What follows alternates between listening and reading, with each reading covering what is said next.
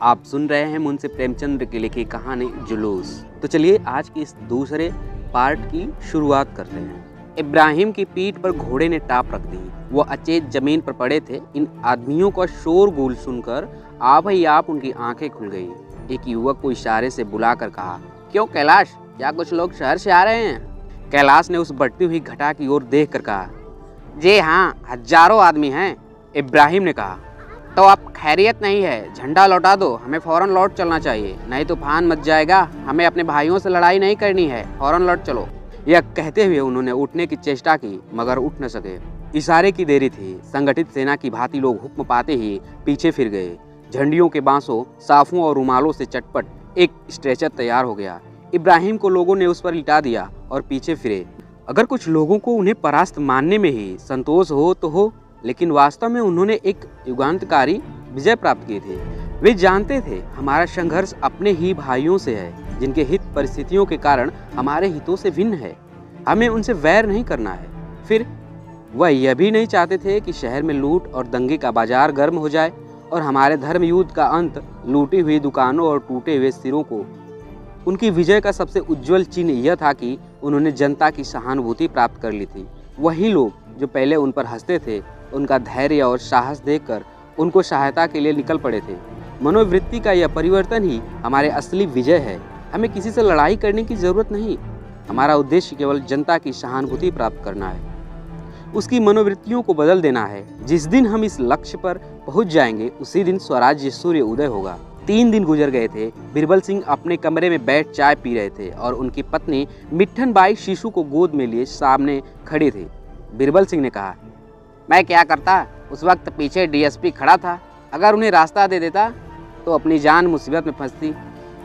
मिट्ठन बाई ने सिर हिलाकर कहा, तुम कम से कम इतना तो कर ही सकते थे कि उन पर डंडे न चलने देते। तुम्हारा काम आदमियों पर डंडे चलाना है। तुम ज़्यादा से ज़्यादा उन्हें रोक सकते थे। कल को तुम्हें अपराधियों को बेंत लगाने का काम दिया जाए तो शायद तुम्हें बड़ा आनंद आएगा, क्यों? बिरबल सिंह ने खिसिया कर कहा, तुम तो बात नहीं समझती हो।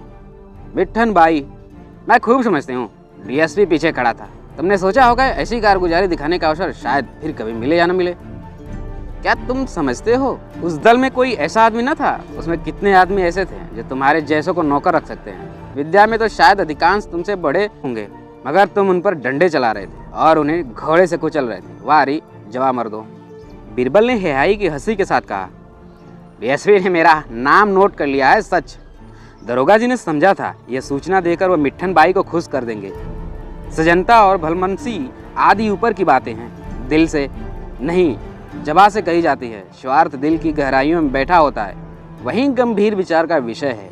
मगर मिट्ठन बाई के मुख पर हर्ष की कोई रेखा नजर न आई। बोली, जरूर कर लिया होगा और शायद तुम्हें जल्द तरक्की भी मिल जाए, मगर बेगुनाहों के खून से हाथ रंगकर तरक्की पाई तो क्या पाई? यह तुम्हारी कारगुजारी का इनाम नहीं, तुम्हारे देशद्रोह की कीमत है। तुम्हारी कारगुजारी का इनाम तो तब मिलेगा जब तुम किसी खूनी को खोज निकालोगे, किसी डूबते हुए आदमी को बचा लोगे।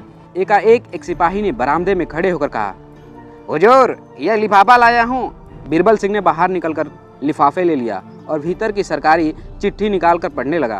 पढ़कर उसे मेज पर रख दिया। मिट्ठन बाई ने पूछा, क्या तरक्की परवान आ गया? बिरबल सिंह ने झेप कर कहा, तुम बनाती हो। आज फिर कोई जुलूस निकलने वाला है, मुझे उसके साथ रहना होगा, हुक्म हुआ है। मिट्ठन बाई, फिर तो तुम्हारी चांदी है, तैयार हो जाओ, आज फिर वैसे ही शिकार मिलेंगे। बिरबल सिंह ने माथा सिकोड़ कर कहा, कभी कभी तुम बेसिर पैर की बातें करने लगती हो। मान लो मैं जाकर चुपचाप खड़ा रहूं तो क्या नतीजा होगा? मैं नालायक समझा जाऊंगा और मेरी जगह कोई दूसरा आदमी भेज दिया जाएगा। कहीं शुहा हो गया कि मुझे स्वराज्यवादियों से सहानुभूति है तो कहीं का न रहूंगा। अगर बर्खास्त न हुआ तो लाइन की हाजिरी तो हो ही जाएगी। आदमी जिस दुनिया में रहता है उसी का चलन देखकर काम करता है। मैं बुद्धिमान न सही, पर इतना जानता हूँ कि ये लोग देश और जाति का उद्धार करने के लिए ही कोशिश कर रहे हैं।